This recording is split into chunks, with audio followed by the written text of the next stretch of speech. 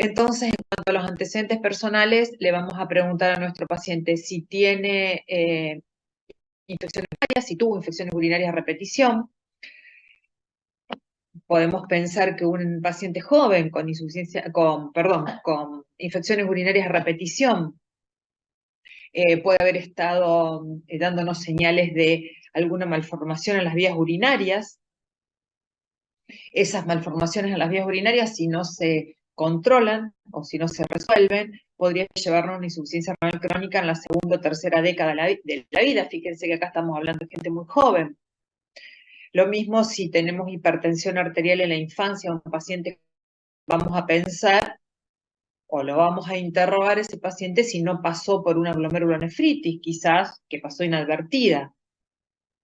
Si tiene alguna la colitis ulcerosa, bueno, son un poco más raras estas patologías, bueno, podemos pensar una amiloidosis. Bueno, y si nuestro paciente es diabético o hipertenso, que es la mayoría de los casos, vamos a pensar que esas dos patologías se van a manifestar en inicio como proteinuria, o bien ya lo vamos a conocer con enfermedad renal crónica.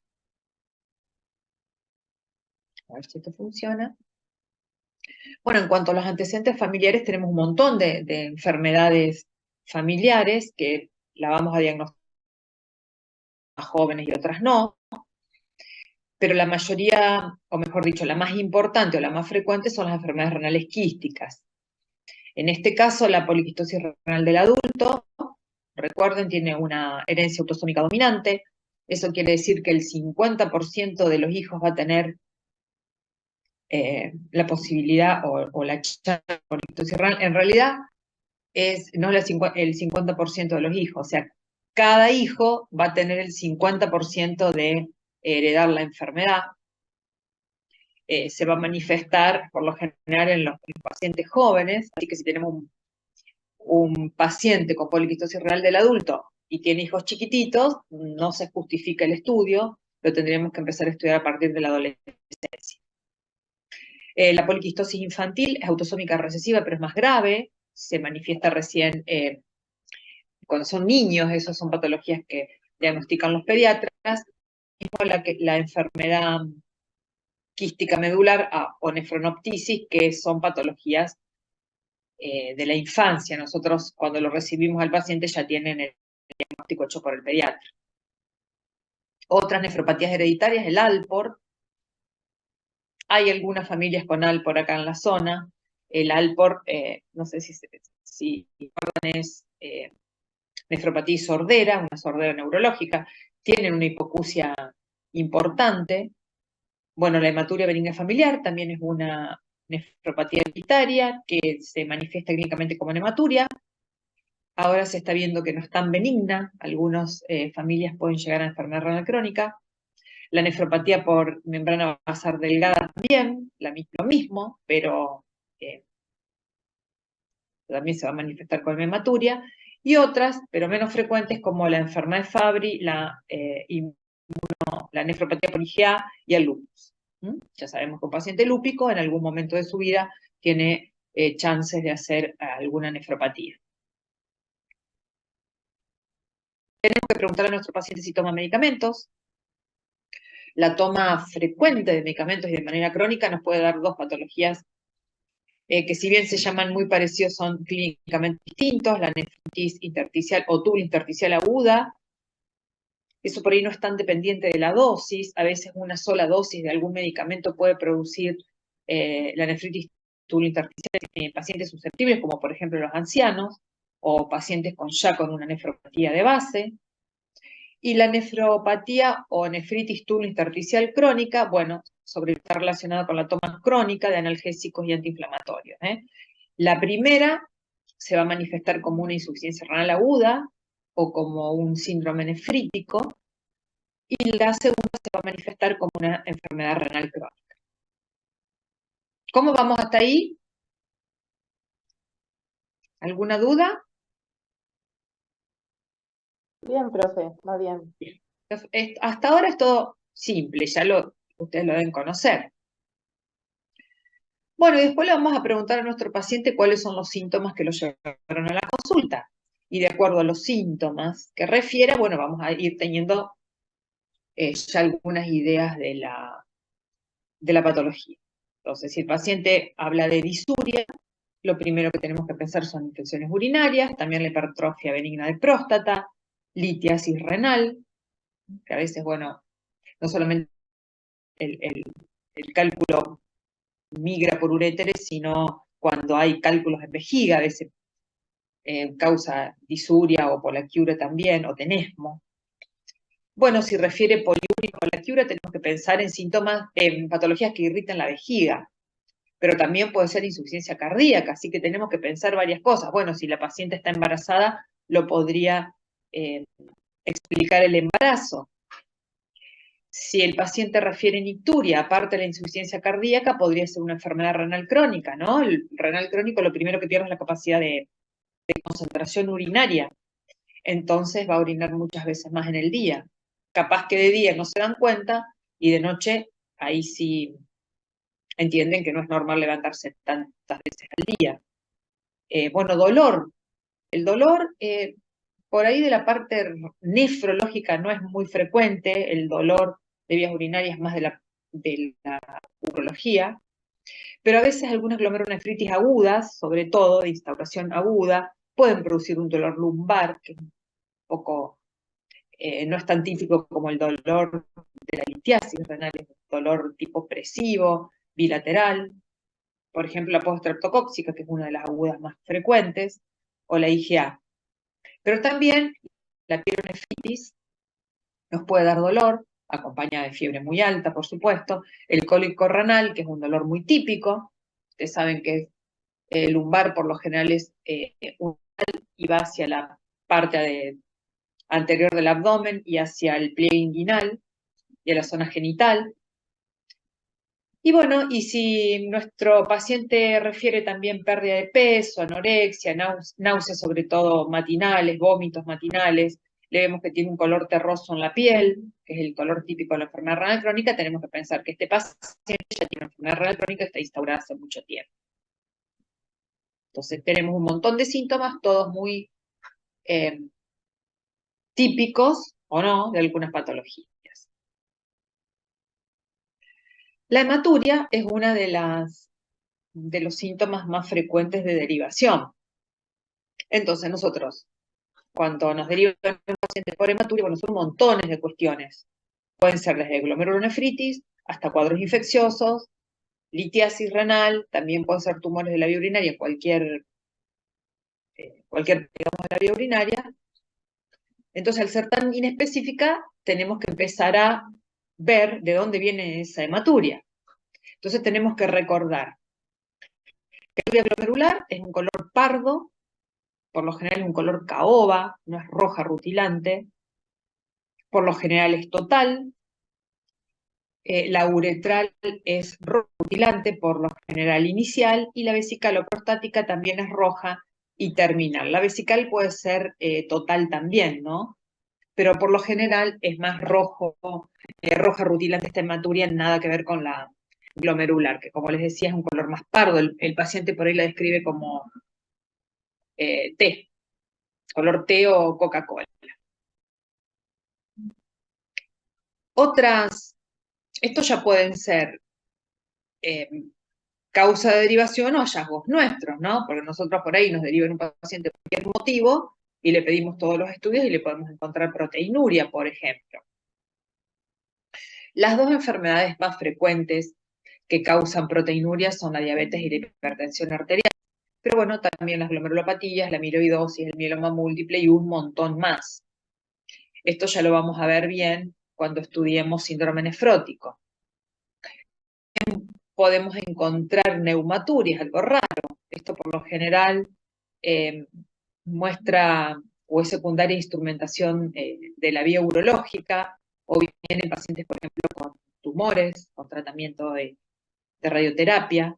Nos puede mostrar una fístula entre vejiga, bueno, y algún otro órgano cercano. Esto es menos frecuente que lo encontremos de la parte de la vía ambulatoria, digamos, sino que lo vamos a encontrar más bien en pacientes internados con estos antecedentes, como les decía, la radioterapia los abscesos, la cistitis enfisematosa, que es rara, pero bueno, se ha visto, la hemos visto. También podemos encontrar, o el paciente nuestro puede venir por el edema, puede ser un motivo de consulta o un hallazgo nuestro, ¿no? Recuerden que el edema renal es por pérdida de proteínas. Nosotros no podemos culpar a los riñones por edema si nuestro paciente está hipoproteinémico. Por lo general, el edema renal de inicio es periorbitario, va a las zonas más laxas, y después, bueno, con la evolución puede ir a miembros inferiores o hasta llegar a la anasarca. El caso típico de un paciente con anasarca por causa renal es el síndrome nefrótico.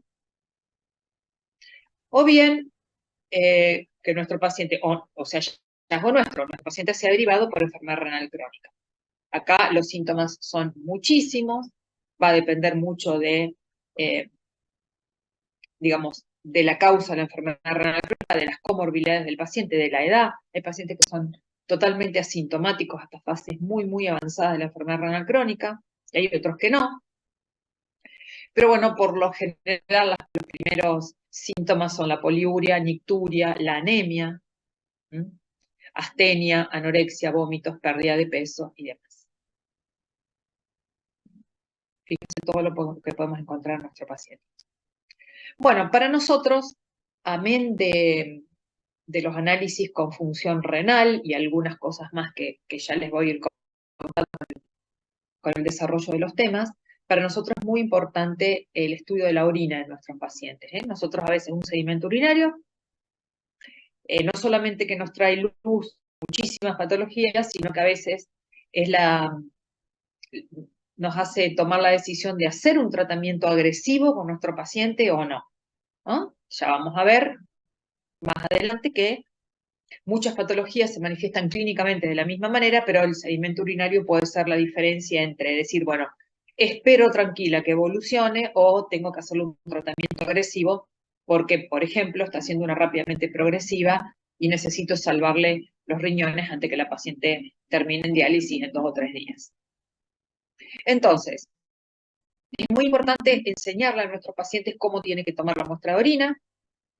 Lo ideal es la primera orina de la mañana. Tendríamos que evitar un ejercicio físico intenso 3 días antes de la recogida. Esto puede ser porque el ejercicio físico extenuante puede hacer que aparezcan proteínas o hematuria en la orina, entonces nos podría confundir.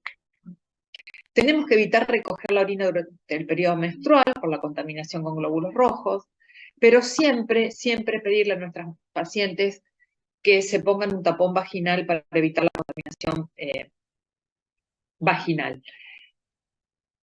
Por ahí en un paciente común, digamos, no es tan importante, pero nuestros pacientes trasplantados, los pacientes trasplantados a veces son asintomáticos, tienen medicación inmunosupresora, inmunomoduladora, entonces a veces no tienen muchos síntomas, y de la sospecha de una infección urinaria nosotros tenemos que tratarlo, o por lo menos controlarlo más seguido, porque tiene el riesgo de disfunción del injerto. Entonces, cuando nos aparecen nuestros pacientes con un sedimento con leucocitos, y bueno, es muy importante saber si vienen en realidad de la vía urinaria o si fue contaminación vaginal. Por eso a todos los pacientes tenemos que indicarle tapón vaginal.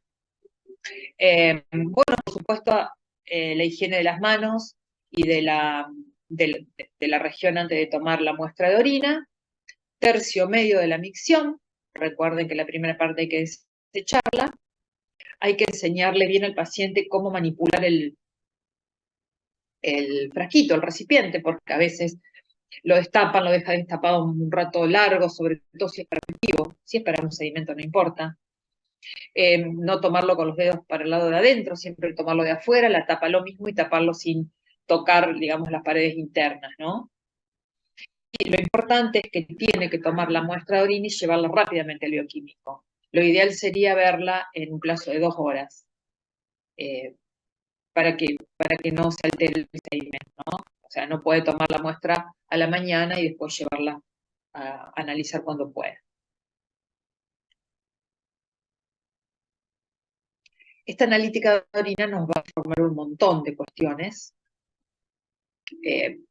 Estos son los valores más o menos normales. Una densidad entre 1003 y 1030 sería lo normal. un pH entre 4 y 9, sería lo esperable. Y acá ya podemos hacer algún diagnóstico. Por ejemplo, si nuestro paciente tiene pHs más altos, de acuerdo a la clínica que acompañe, bueno, podríamos pensar una acidosis tubular renal. Ahora, si el paciente está infectado, podemos pensar que tiene una infección por Proteus, por ejemplo. En el caso de pHs más bajos, podríamos pensar una litiasis ácido úrico, acidosis metabólica. En las dietas hiperproteicas también es frecuente verlos en los pacientes que hacen mucha actividad física, ¿no? O los fisicoculturistas y demás que toman esas dietas hiperproteicas. Bueno, acá podemos encontrar pH más bajos.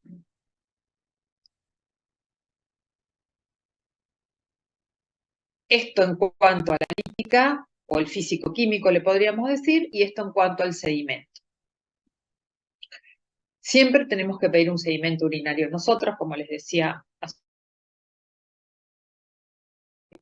vamos a encontrar normalmente, son algunos epiteliales, escasos hematíes y escasos leucocitos. Eso es lo que nos debería informar un sedimento. Ahora bien, la hematuria, ¿cómo la vamos a definir? Más de 3 hematíes por campo, algunos libros dicen más de 5 hematíes por campo, algunos libros. Y bueno, si es una hematuria macroscópica, vamos a ver que tenemos más de 100, lo informan así, más de 100 hematíes por campo, o bien campos cubiertos de hematíes y no los pueden cuantificar. La hematuria, recordamos que la hematuria renal es total, sin coágulos, por lo general es asintomática, pero acá hay hematíes dismórficos y de cilindros hemáticos, ¿no? Cuando nosotros tenemos hematíes dismórficos y cilindros, ya esto es patognomónico de hematuria glomerular. ¿En qué tenemos o con qué tenemos que diferenciar la hematuria? Con hemoglobinuria, mioglobinuria, en los casos de la rhabdomiólisis, o la pseudohematuria. El paciente consulta porque, bueno, dice que orina sangre y en realidad es chico que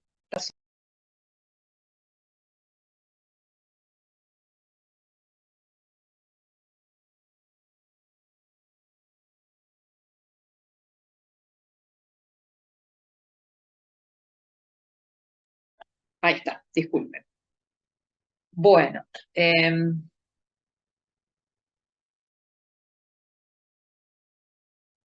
hasta ahí vamos bien.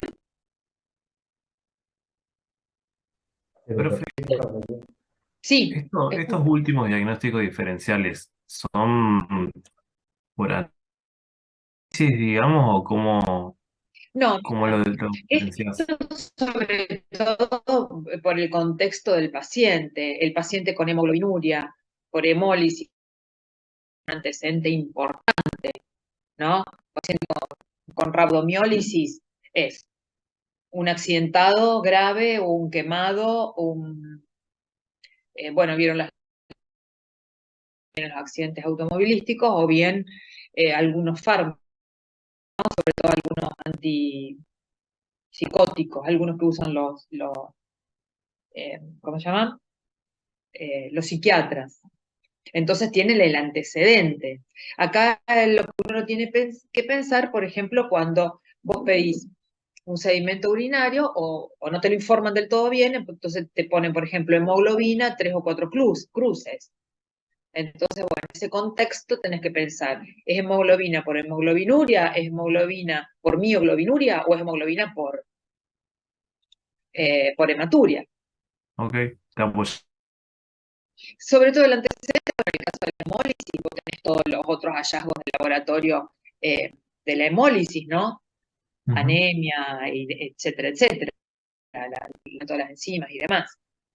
Pero bueno, el paciente con rhabdomiólisis, por ejemplo, es un paciente muy grave con el antecedente de toma de alguna medicación, o no nos olvidemos, va a la cabeza los hábitos.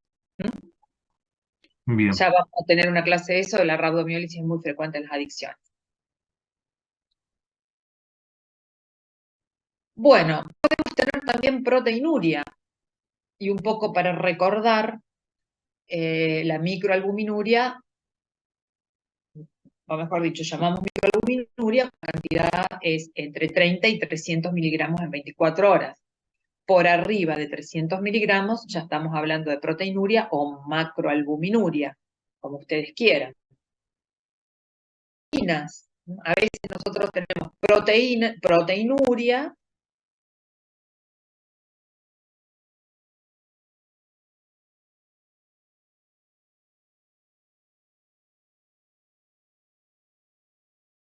síndrome nefrótico, o sea, no tiene tanta hipoproteinemia. Estos son pacientes. A veces nosotros hacemos el diagnóstico de mieloma múltiple con pacientes que nos derivan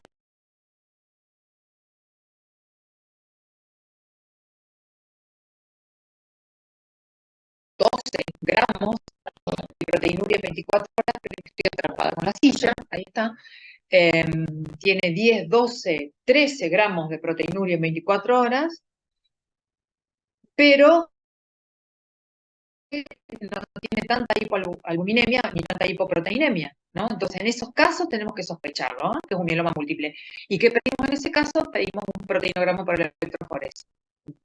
Si lo podemos hacer de sangre y orina, mejor, y si no de sangre, donde nos van a marcar ahí las proteínas anómalas.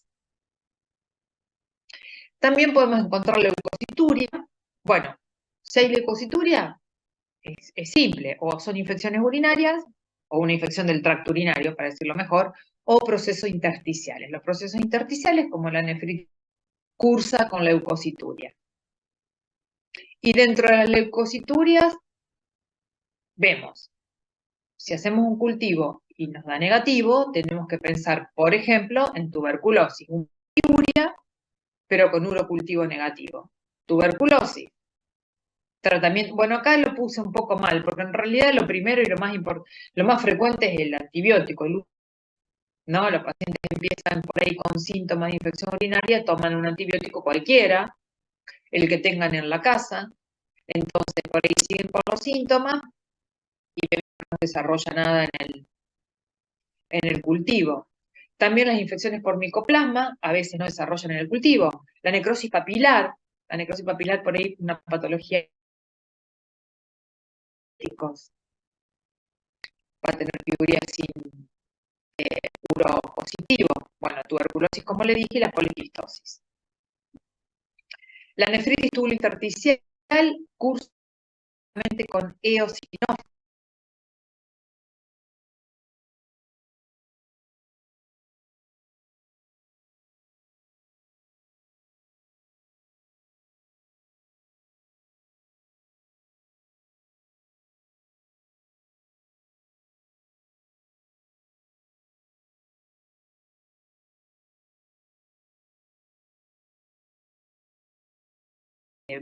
Pareciera que es de orina, en realidad son infecciones ginecológicas, ¿no? Así que siempre tenemos que preguntarle a la paciente si encontramos leucocitos en orina y no hay claros signos de infección urinaria, bueno, si no tiene una infección ginecológica y hablamos acá de contaminación.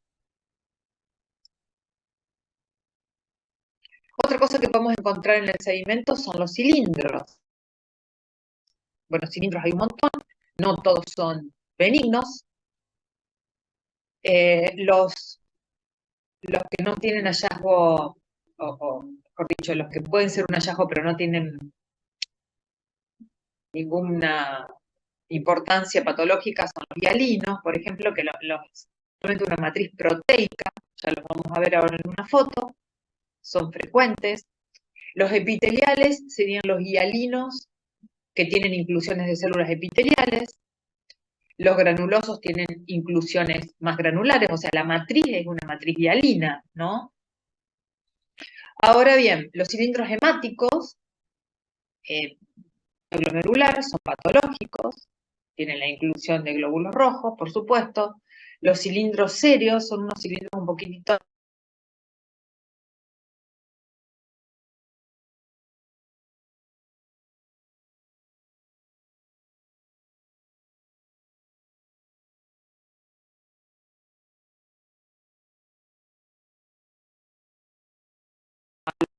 crónica. Los cilindros grasos son prácticamente del nefrótico. Y los cilindros leucocitarios, bueno, nos habla de algunas infecciones en cualquier parte del tracto urinario. También se pueden encontrar en la nefritis tubulointersticial aguda y en las poliquistosis renales. Recuerden que dije que la poliquistosis tiene leucocitos, bueno, también podemos encontrar cilindros leucocitarios.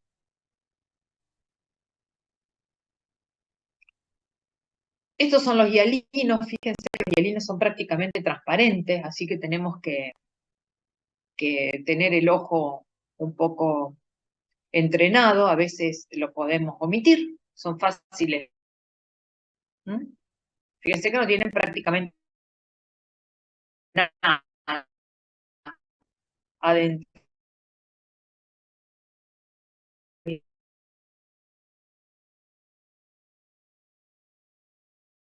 Son difíciles, o mejor dicho, en un campo más chico, no de lejos.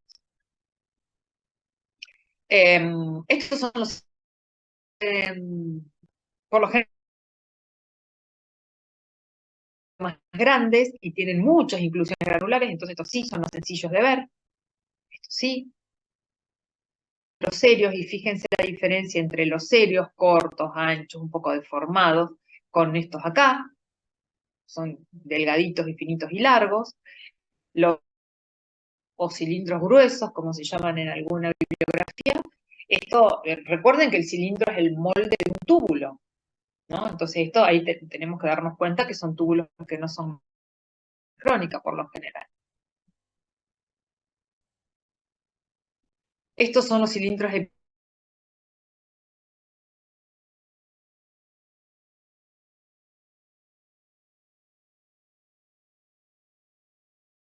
pero se pueden ver, por ejemplo, en la fase de recuperación de la insuficiencia renal aguda, cuando empieza la fase poliúrica.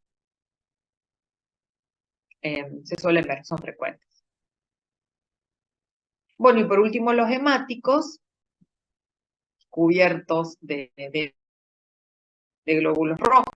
Ustedes ahí saben que ya estamos hablando de hematuria glomerular.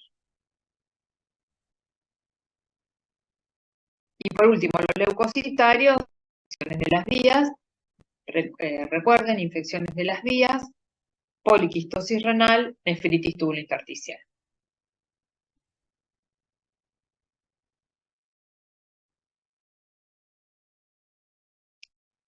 Aparte del laboratorio de sangre completo, el sedimento urinario o la orina completa con sedimento urinario, le vamos a pedir a nuestro paciente. Bueno, el perfil reumatológico completo cuando sospechamos de una glomerulopatía, le tenemos que pedir C3, C4, ANCA-C, bueno, anti-ADN, FAN, antimembrana basal, digamos, de acuerdo al cuadro clínico, por supuesto, ¿no? Pero bueno, un perfil reumatológico.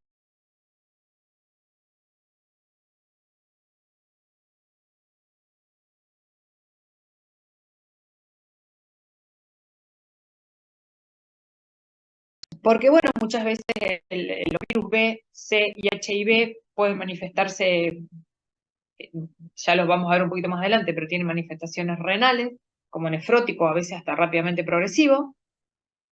Ecografía renal y de vías urinarias para nosotros es uno de los mejores métodos complementarios. Es simple, lo podemos hacer nosotros en el servicio. Es más, tenemos alguna duda, el paciente lo hacemos pasar al servicio y le miramos los riñones. Es algo simple y que está de fácil acceso, me refiero, ¿no? Y bueno, y eventualmente la biopsia renal, diagnóstico sobre todo de las glomerulopatías, de qué tipo de glomerulopatía estamos hablando, que es importante que tengamos inmunofluorescencia, porque ya vamos a ver más adelante que con una misma clínica podemos tener un montón de glomerulopatías, y muchas glomerulopatías al microscopio óptico son muy similares. Entonces la inmunofluorescencia va a ser la que nos va a dar el diagnóstico definitivo. A veces también nos da el diagnóstico definitivo entre una glomerulopatía primaria o secundaria. Entonces, una primaria deberíamos tratarla, una secundaria, por ejemplo, a diabetes no.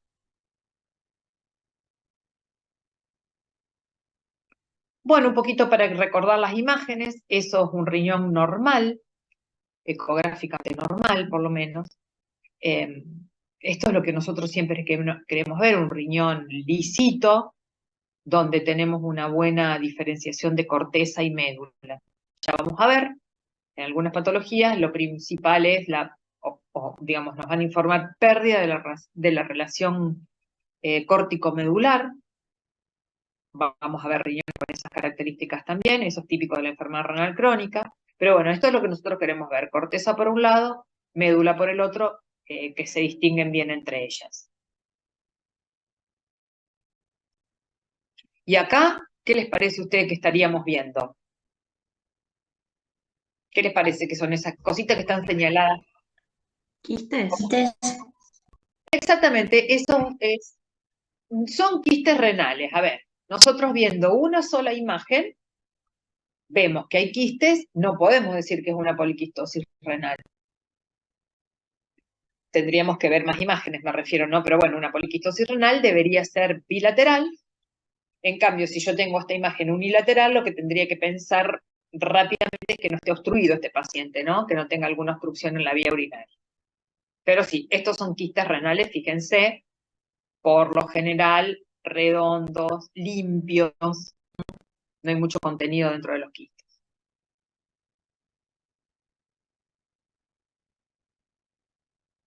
Esto no me acuerdo.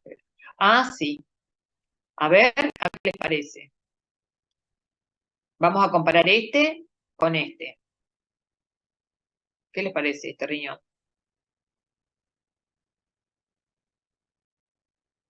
Bueno, capaz que todavía ya lo van a, vean que no se ve la corteza y la médula, ¿no? No la vemos como acá. Acá es como una sola cosa.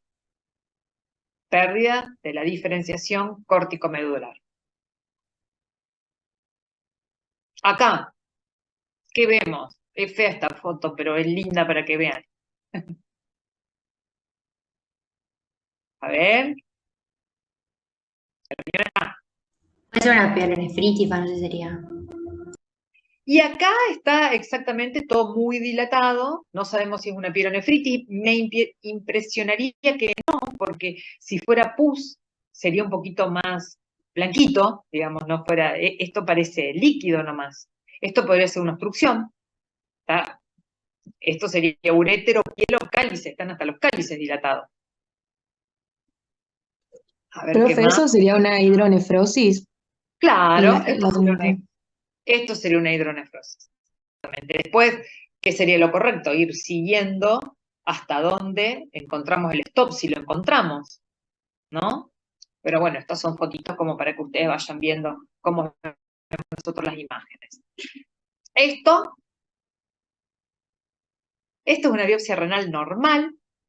Esto es microscopía óptica, hematococina, y esto es lo que todo nefrólogo quiere ver.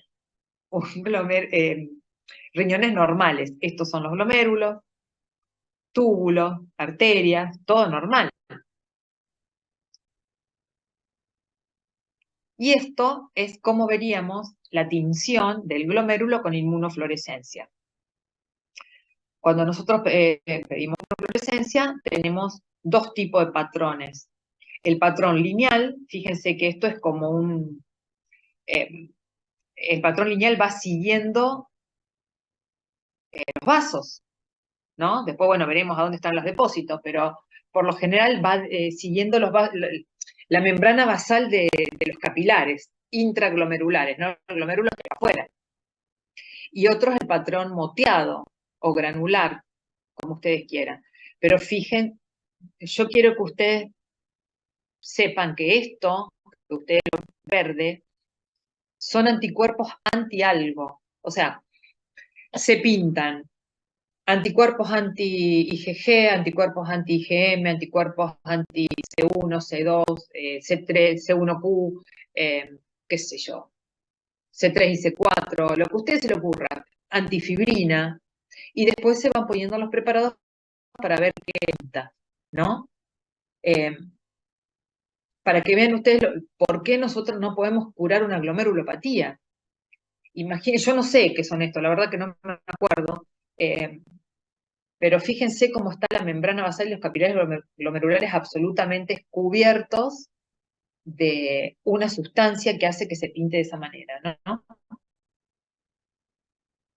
Entonces, estos serían dos imágenes de la inmunofluorescencia. La granular le dicen el cielo estrellado. Y no sé si tengo otra. Esta es solamente para que recordemos la anatomía cuando empecemos a hablar, por ejemplo, de médula congestiva, qué sé yo, dilatación piélica. En los riñones vamos a reconocer la corteza y la médula. ¿Para qué es importante? ¿Por qué es importante para nosotros? Porque en la corteza tenemos los glomérulos. Entonces ustedes van a ver que cuando hacemos la punción biopsia renal tenemos que estar seguros que estamos en corteza, porque si pinchamos antes vamos a tomar grasa perirenal y nos va a servir la biopsia. Si nos vamos muy profundo vamos a ir a médula y no vamos, vamos a tener túbulos a lo sumo, no vamos a tener glomérulos y no nos va a servir la muestra. Bueno, para que recuerden, la médula son las pirámides, está repartida en las pirámides y las papilas, pelvis, uréter, recuerden la arteria y la vena renal, después adentro cómo se van separando no importa. Y creo que, sí, y esto para que recordemos, eso es un glomérulo, recuerden que tiene la arteriola aferente y eferente, en el medio se va a hacer el capilar glomerular. Hoy en día ya sabemos que los podocitos es una de las más importantes de ese glomérulo. Si hacemos un corte, lo que vamos a ver es esto, la luz capilar, el endotelio, y acá hay que prestar especial importancia en los poros de filtración y los poros entre los pies de los podocitos, ¿verdad? Porque estos son donde vamos a encontrar las primeras fallas, donde va a aparecer después la clínica, por lo general con microalbúmina. Hay otra que es más linda. Bueno, esto solo para que recuerden que los túbulos, digamos, no son meramente recolectores y excretores de orina. En los túbulos van a pasar un montón de cuestiones donde se van a secretar y excretar un montón de cuestiones y reabsorber y demás. En la médula hay un sistema que se llama de contracorriente, que no importa, no lo vamos a ver ahora. Pero conociendo esto, también sabemos a dónde actúan determinada medicación. Por ejemplo, los IS-LGTB, LGT2, es otra cosa, que va a actuar acá, porque acá es donde se reabsorbe la glucosa. Bueno, por ejemplo, vamos a saber dónde actúa la furosemida y vamos a entender por qué la furosemida hace que eliminemos potasio, porque la furosemida actúa acá.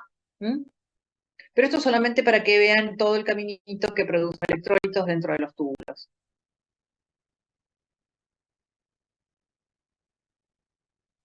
Y me parece que este es un mejor dibujo que el otro para recordando a dónde están, a ver, cuáles son los podocitos, que son los verdes, cuáles son las células endoteliales, que están, digamos, de cara hacia adentro del capilar, y hacia el podocito, y la gran importancia que tienen los podocitos hoy en día en el desarrollo de muchas patologías.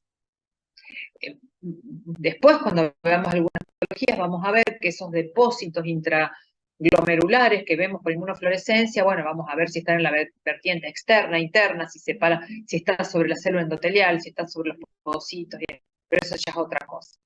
Creo que esta es la última. Sí, esto es un poco lo mismo. Esto es lo que vamos a cortar en corteza y esto en medio. No, esto ya es mucho, ya es mucho.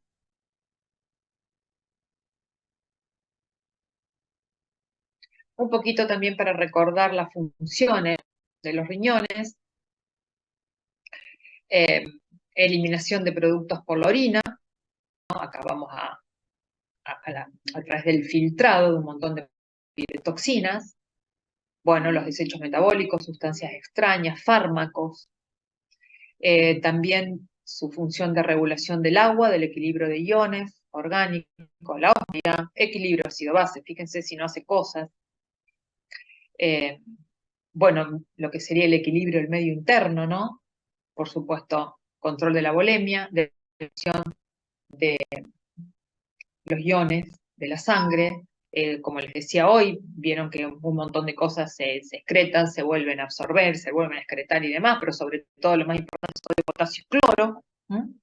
Eso es lo más importante. La regulación del pH de la sangre a través de, bueno, de los iones hidrogeniones y de la conservación del bicarbonato. El mantenimiento de la osmolaridad, como les dijimos. También produce hormonas y enzimas. Esto nos va a explicar algunas patologías del renal crónico, por ejemplo, la eritropoyetina. Nuestros renales crónicos tienen anemia por déficit de eritropoyetina porque los riñones enfermos no la pueden producir, pero también afecta el metabolismo fosfocálcico por el calcitriol, la forma activa de la vitamina D. También regula la presión arterial. Recuerden el sistema renina-angiotensina-aldosterona. Y un efecto de gluconeogénesis, que bueno, esto ante la necesidad pueden utilizar la glutamina para formar glucosa, ¿no? Fíjense que tiene varios.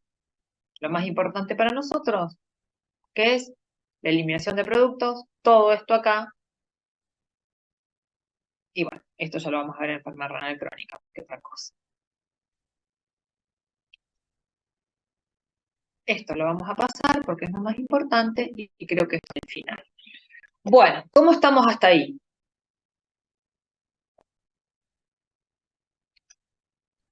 No sé por qué no puedo salir.